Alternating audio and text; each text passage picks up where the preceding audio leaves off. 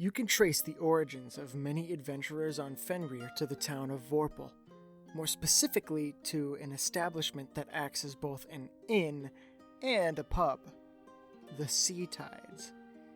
Passed on from person to person, the Sea Tides has been run by many different owners, but its own origin dates back before any living Fennin can remember.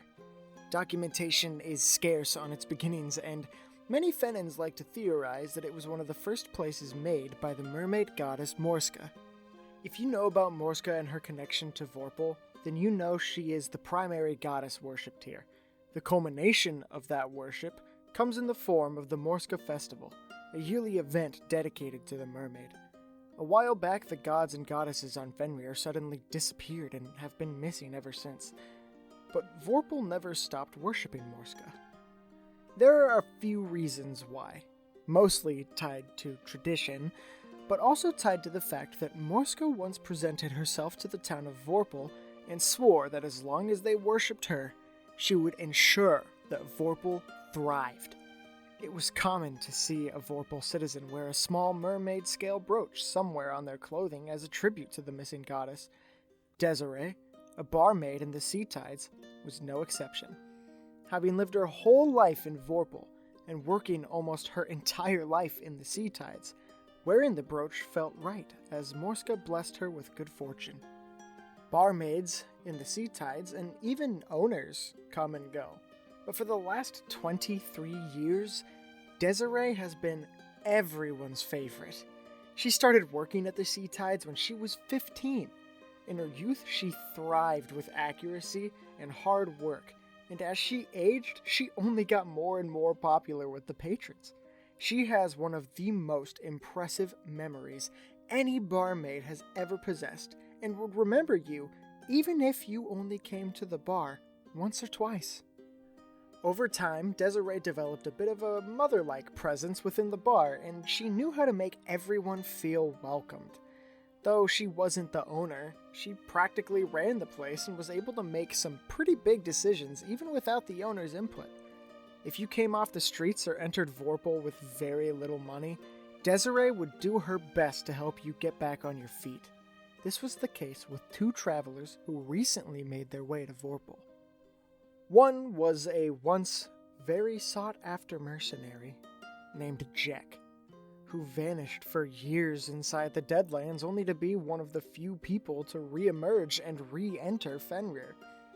Though he kept to himself, and no one knew the true story of how he escaped the Deadlands, or even got into the Deadlands to begin with, Jack had always heard rumors of the Sea Tides, and figured it would be a good place to stop to figure things out. The person he was traveling with was a young girl named Anna. Anna had survived a horrific attack on the orphanage she grew up in within the town of Reddick. She was the only survivor, in fact, as a group of Obsidian Knights ravaged her town. Had it not been for Jack arriving as somewhat of a guardian angel, she would also be dead.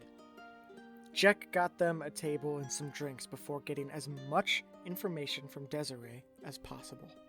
Jack had been through a lot, and survived a lot, but he had never taken care of a young girl before. He lucked out the day he met Desiree. A remarkable memory and a mother-like warmth weren't Desiree's only admirable qualities. She was also very, very perceptive. She knew right away that Jack had no idea what he was going to do to help raise this girl. Jack stood at the counter waiting for Desiree to help another customer, then ordered some food. You can strike down anyone that gets in your way, or hers, but everything else is confusing to you, isn't it? Jack didn't realize she was talking to him at first. "Excuse me," he replied. "Forgive me if I'm overstepping any boundaries. It just appears to me that you're not sure how to help the girl you're traveling with." Jack hesitated, unsure if he should delve too deep into his or Anna's affairs. "You can tell all of that just by looking at us." Desiree finished preparing some food for Jack and Anna. It wasn't anything fancy, since this wasn't really a restaurant. She pushed her hair from her face and grinned as she presented the plates to him. "When you've been helping run a bar like this for as long as I have, it's easy to tell what people are going through and dealing with. Sounds like magic I don't want any part of. Jack grabbed the plates and made his way to their table. He put one plate down in front of Anna and sat with his own. Desiree grabbed a large stein and made her way around the counter.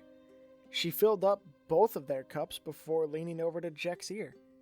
When you're ready to ask for some help to get on your feet, let me know. I think I can help you both. Desiree could hear Anna say, "She seems nice," as she walked away. It wouldn't take long for Jack to ask Desiree where they could stay the night for cheap, and for Desiree to offer them a room free of charge. It also wouldn't take long for Desiree to become a pivotal part in helping keep Anna safe. Desiree herself wasn't sure what made her want to help Anna so badly, or what made her trust Jack, but she knew it was important that she did both. The sea tides and its customers meant everything to her, but what made these two stand out so much?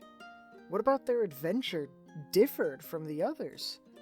She could feel something grander at play here, like the mermaid goddess returned somehow and gave her a mission. Over the next few months, Desiree would help point Jack in the right direction, and act as a mother-like guardian to Anna, as she tries to navigate her way through Fenrir.